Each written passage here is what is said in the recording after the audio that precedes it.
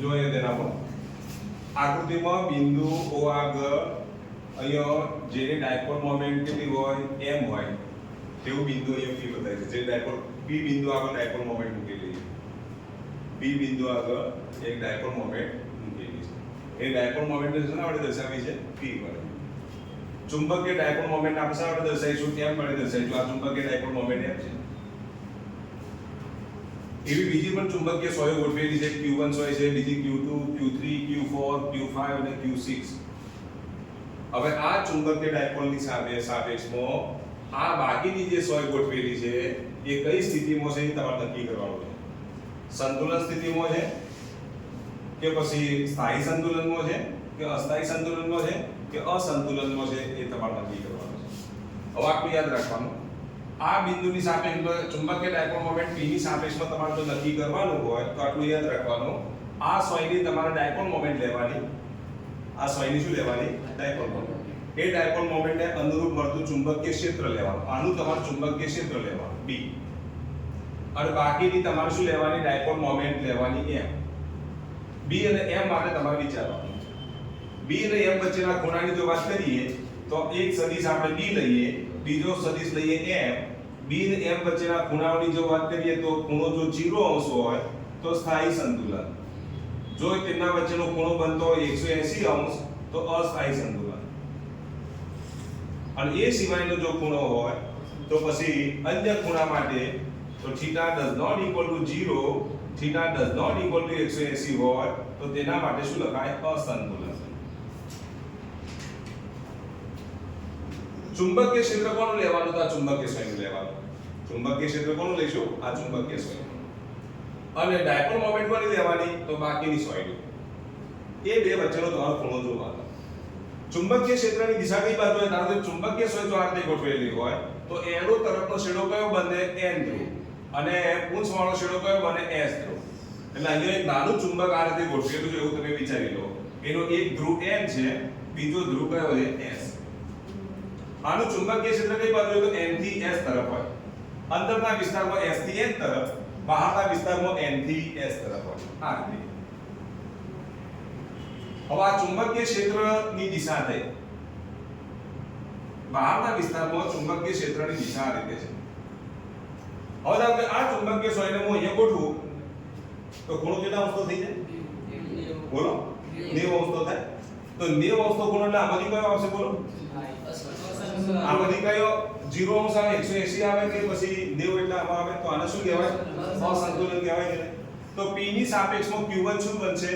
અસંતુલન. તો P Q1 શું છે? અસંતુલન. ચલો એ જ રીતે અહીંયા ડાયપોલ મોમેન્ટમાં અહીંયા Q2 ગોઠવો. ચલો Q2 અહીંયા ગોઠવીએ તો ખૂણો કેટલા અંશનો બને? 90 અંશનો બને. જો ખૂણો 90 અંશનો બને તો એ પણ શું બનશે? અસંતુલન. તો P ની સાપેક્ષમાં Q2 ની ગોઠવણી પણ કેવી છે? અસંતુલિત છે. તો આમ અસંતુલિત નથી એવી ગોઠવણી કઈ? તો P Q1 અને બીજી કઈ આવશે? P Q2. જે અસંતુલિત ગોઠવણીમાં આવે. શું આવે? અસંતુલિત ગોઠવણી. ચલો ખ્યાલ આવી ગયો. હવે આપણે વાત કરીએ Q4 અને Q6 ની. ચલો Q4 ધારો કે અહીંયા Q4 ગોઠવી દઈએ.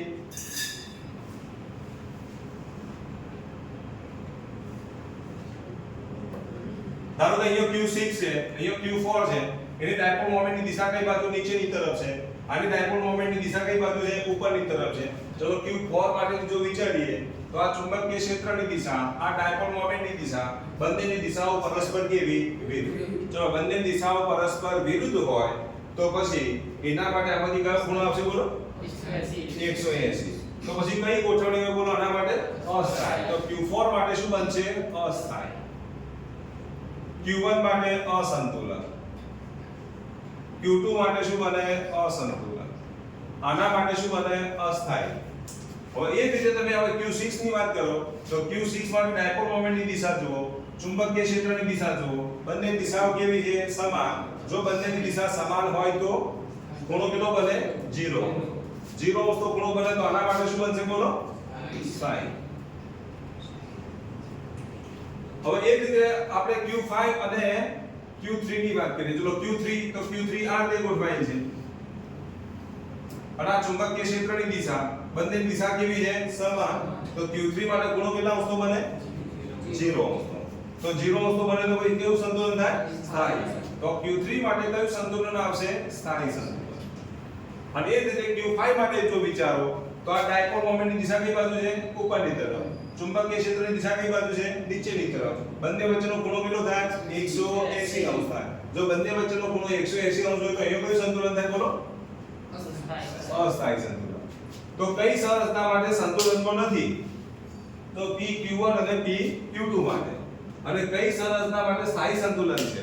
તો સ્થાયી માટે કયું આવશે બોલો? એક તો PQ6 અને બીજું સ્થાયી માટે શું આવશે? PQ3. આ બંને સ્થાયી. ચલો કઈ સંરચના માટે અસ્થાયી સંતુલન છે? તો PQ4 અને PQ5 જે અસ્થાયી સંતુલનમાં છે. ચલો ખ્યાલ આવી ગયો. હવે વાત કરીશું લઘુત્તમ સ્થિતિ ઊર્જા. લઘુત્તમ સ્થિતિ ઊર્જા માટે આટલું યાદ રાખવાનું. સ્થિતિ ઊર્જાનું સૂત્ર કયું? U બરાબર -mb cos θ છે. આ સ્થિતિ ઊર્જાનું સૂત્ર થયું. ખૂણો જો પહેલી વાત જોઈએ, એક તો cos θ નું મૂલ્ય એવું પસંદ કરવાનું કે સ્થિતિ ઊર્જાનું મૂલ્ય લઘુત્તમ બનતું હોવું જોઈએ. બીજું ડાયપોલ મોમેન્ટ દરેકની સરખી છે એટલે આના પર ધ્યાન નહીં આપવાનું. બીજું B નું મૂલ્ય તમારે જોવાનું, અક્ષ પર ચુંબકીય ક્ષેત્રનું મૂલ્ય કેટલું હોય, વિષુવ રેખા પર ચુંબકીય ક્ષેત્રનું મૂલ્ય કેટલું છે એ પણ તમારે જોવું પડે. અક્ષ માટે જો ચુંબકીય ક્ષેત્ર લઈએ તો શું લખાય બોલો? 2m બરાબર શું લખશું બોલો? 2μ0 μ0 m અપોન શું લખીશું? 4 pi r. આ અક્ષ માટે. ચલો વિષુવ રેખા માટે જો લખીએ તો μ0 m અપોન શું લખીશું? 4 pi r લખાય. આસરા માટે આવશે વિષુવ રેખા માટે, આસરા માટે આવશે અક્ષ માટે. આ અક્ષનું સૂત્ર થયું, વિષુવ રેખાનું સૂત્ર થયું. અક્ષ માટે જો સહગુણક મોટો છે, વિષુવ રેખા માટે સહગુણક નાનો છે, એનો મતલબ એ થયો કે તમને જો સ્થિતિ ઊર્જાનું મહત્તમ મૂલ્ય મળે એ પણ અક્ષ ઉપર જ મળે, અને સ્થિતિ ઊર્જાનું લઘુત્તમ મૂલ્ય મળે એ પણ ક્યાં મળે? અક્ષ ઉપર મળે. જો ખૂણો 180 અંશનો લો તો cos 180 અંશ એટલે -1, માઈનસ માઈનસ શું થઈ જશે? પ્લસ. તો સ્થિતિ ઊર્જાનું મહત્તમ મૂલ્ય તમને ક્યાં મળે? અક્ષ ઉપર મળે. જો ખૂણાનું મૂલ્ય તમે 0 અંશ લઈ લો, cos 0 એટલે 1, એટલે સહગુણક કેવો આવી જશે? માઈનસ. સહગુણક માઈનસ આવે તો પણ તમને સ્થિતિ ઊર્જાનું લઘુત્તમ મૂલ્ય પણ ક્યાં મળશે? અક્ષ ઉપર જ મળે. તો આટલું યાદ રાખવાનું. એક ડાયપોલના ચુંબકીય ક્ષેત્રની અંદર બીજી ડાયપોલ જ્યારે ગોઠવવામાં આવે તો એ ડાયપોલ માટે અક્ષ ઉપર જ તમને શું મળશે? સ્થિતિ ઊર્જાનું લઘુત્તમ મૂલ્ય મળે અને સ્થિતિ ઊર્જાનું મહત્તમ મૂલ્ય પણ ક્યાં મળે? અક્ષ ઉપર મળે.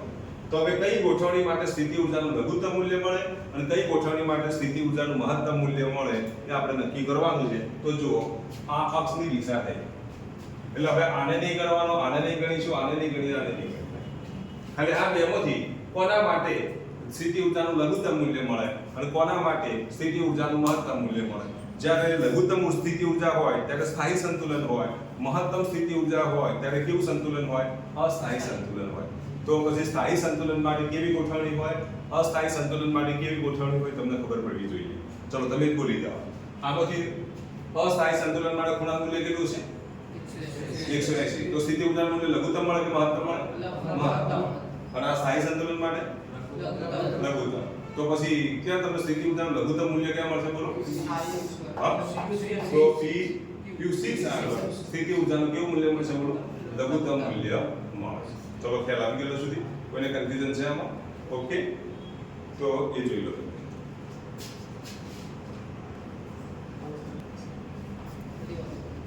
જો ઉદાહરણ નંબર 3, જો ઉદાહરણ નંબર 3 ની અંદર તમને જુદા જુદા શું આપેલી? ચુંબકીય ક્ષેત્ર રેખાઓ આપેલી છે. તો બુકની અંદર તમને બતાવેલી છે ચુંબકીય ક્ષેત્ર રેખાઓ. બુકમાં ચુંબકીય ક્ષેત્ર રેખાઓ જુદા જુદા તંત્રો માટેની ચુંબકીય ક્ષેત્ર રેખાઓ દર્શાવેલી છે.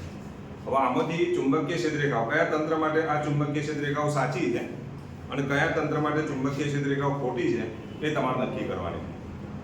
પહેલી વાત તો એ કે ચુંબકીય ક્ષેત્ર રેખાઓ જે છે એ શું રચે? તો બંધગાળો રચે. શું રચે? બંધગાળો. જે તંત્ર માટે ચુંબકીય ક્ષેત્ર રેખાઓ બંધગાળો રચે તેની ચુંબકીય ક્ષેત્ર રેખાઓ સાચી કહેવાય જે તંત્ર માટે ચુંબકીય ક્ષેત્રરેખાઓ બંધ ગાળો રચતી ના હોય તે તંત્ર માટે એ ક્ષેત્રરેખાઓ કેવી કહેવાય? ખોટી કહેવાય. ચલો પહેલું તંત્ર તમને જે આપેલું છે એ પહેલા તંત્ર માટે તમે વિચારો કેમ ખોટી બોલો? બંધ ગાળો રચતી નથી. એક રેખા બંધ ગાળો રચતી નથી. ત્રિજ્યાવર્તી છે પણ બંધ ગાળો રચતી નથી. માટે આ ચુંબકીય ક્ષેત્રરેખા હોઈ શકે ખ્યાલ આવ્યો? હવે ચલો બીજી આકૃતિમાં જુઓ. જ્યારે ચુંબકીય ક્ષેત્રરેખાઓના આપણે ગુણધર્મો ભણી ચૂક્યા કે ક્ષેત્રરેખાઓ ક્યારેય એકબીજાને છેદે નહીં. જ્યારે અહીંયા જે ક્ષેત્રરેખાઓ દોરી છે બીજી આકૃતિમાં એમાં ક્ષેત્રરેખાઓ એકબીજાને છેદે છે. આવી છેદતી ક્ષેત્રરેખાઓ ક્યારેય દોરી શકાય નહીં. તો આપેલા તંત્ર માટે ચુંબકીય ક્ષેત્રરેખાઓ ક્યારેય એકબીજાને છેદે નહીં. હવે ચલો ત્રીજા પરિપથ માટે જે ક્ષેત્રરેખાઓ જે દોરેલી છે એમાં જો ચુંબકીય ક્ષેત્રરેખાઓ શું છે બોલો? સાચી. કેમ સાચી બોલો? તો બંધ ગાળો રચે છે. તો ટોરોઇડ વડે મળતી ક્ષેત્રરેખાઓ શું રચે છે? બંધ ગાળો રચે છે. માટે એવી ચુંબકીય ક્ષેત્રરેખાઓ હોય શકે. એના પછી ચોથા નંબરની આકૃતિ જુઓ તમે. તો ચલો એમાં શું બતાવી જો તમને? ચુંબકીય ક્ષેત્રરેખાઓ હોઈ શકે તો બંધ ગાળો રચતી નથી. સીધી રેખાઓ દર્શાવી છે માટે તે હોઈ શકે નહીં. ચલો પાંચમા માટે તમે વિચારો. તો ચુંબકીય ક્ષેત્રરેખાઓ બંધ ગાળો રચે છે માટે આવી ચુંબકીય ક્ષેત્રરેખાઓ હોઈ શકે. ચલો છઠ્ઠા માટે જો તો હોઈ શકે બરાબર બંધ ગાળો રચતી નથી માટે એવી ચુંબકીય ક્ષેત્રરેખાઓ શક્ય નથી. ચલો સાતમા માટે તમે જો n અને s માં જો n માંથી ક્ષેત્રરેખાઓ નીકળે છે s માં વિરામ પામે છે એવું બતાવી છે કે નહીં? હંમેશા ક્ષેત્રરેખાઓ અંદરના વિસ્તારમાં કઈ બાજુ હોય? n થી s થી n તરફ હોય. જેને અહીંથી n થી s તરફ બતાવી છે. અંદરના વિસ્તારમાં કઈ બાજુ હોય બોલો? s થી n તરફ. અહીં કઈ બાજુ બતાવી છે બોલો? n થી s તરફ. તો આવી ક્ષેત્રરેખાઓ શક્ય નથી. ચલો ખ્યાલ આવી ગયો? તો આપેલા તંત્ર માટે બંધ કઈ ક્ષેત્રરેખાઓ હોઈ શકે બોલો? જે ક્ષેત્રરેખાઓ બંધ ગાળો રચે એ સાચી રચના, બાકીની બધી કેવી? ખોટી. ક્યારે ક્ષેત્રરેખાઓ એકબીજાને છેદતી નથી એ પણ તમારે યાદ રાખવાનું. બરોબર?